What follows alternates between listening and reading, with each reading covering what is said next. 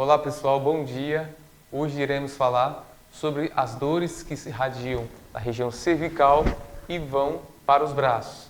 Posteriormente, já tinha falado da região cervical, as consequências que podem gerar as dores na região cervical e também relacionado com os nervos e articulações.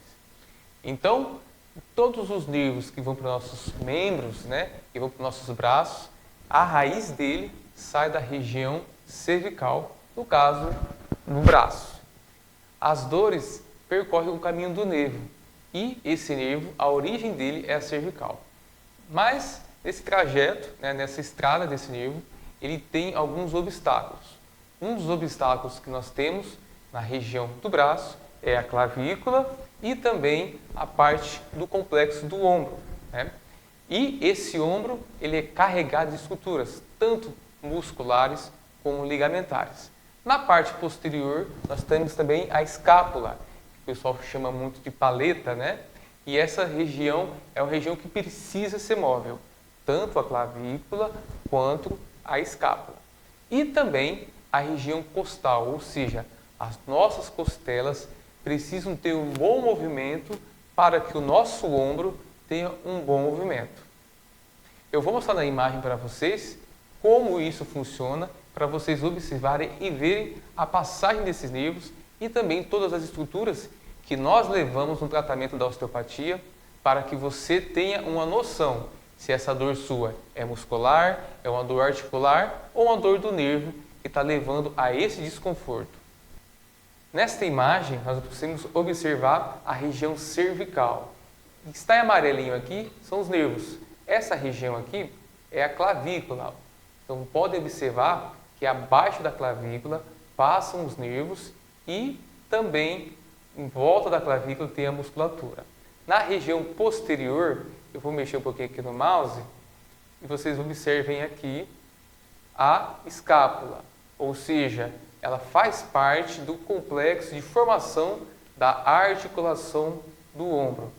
Sendo assim, quando é abordado a avaliação do ombro, então é considerado todas essas regiões, ou seja, avaliando a mobilidade da articulação, a mobilidade dos tecidos e também o escorregamento do nervo, saindo da cervical e indo para o ombro, fazendo com que todas essas estruturas funcionem bem e relacionando essa região com outras regiões, fazendo com que alivie possíveis tensões. Ou seja, se o pescoço tem alguma rigidez, provavelmente ele vai exigir mais do ombro. Ou o contrário, se o cotovelo tem algum tipo de rigidez, vai exigir também desse ombro, ou até mesmo as costelas. Se a pessoa teve algum trauma, alguma pancada na região costal das costelas, que pode bloquear tanto a clavícula ou a primeira costela, faz com que o ombro trabalhe mais e mais errado, fazendo com que ocorra algum tipo de desgaste. Então, se você passou a sentir algum tipo de desconforto após algum impacto, após algum evento traumático, não só em cima do ombro, mas na região de costela, cervical ou sobre o cotovelo, então está relacionado sim com essa dor que você pode estar sentindo no ombro. Os nossos movimentos do ombro estão relacionados com o complexo articular. Então, como eu comentei, com a clavícula, com as escápulas e também com as costelas e a cervical. Então, observem aqui. Quando a gente faz o movimento para frente, que a gente chama de flexão, todo esse complexo trabalha. Então, a nossa escápula, ela vai para baixo e para frente. A nossa clavícula, ela também tem um movimento importante. Ela sobe a parte lateral e abaixa a parte medial. O peitoral, o peitoral, que é o nosso músculo da região anterior, está todo inserido nas costelas. Ou seja, a interação desses movimentos precisa ocorrer de forma harmônica, fazendo com que você tenha a melhor função mecânica possível.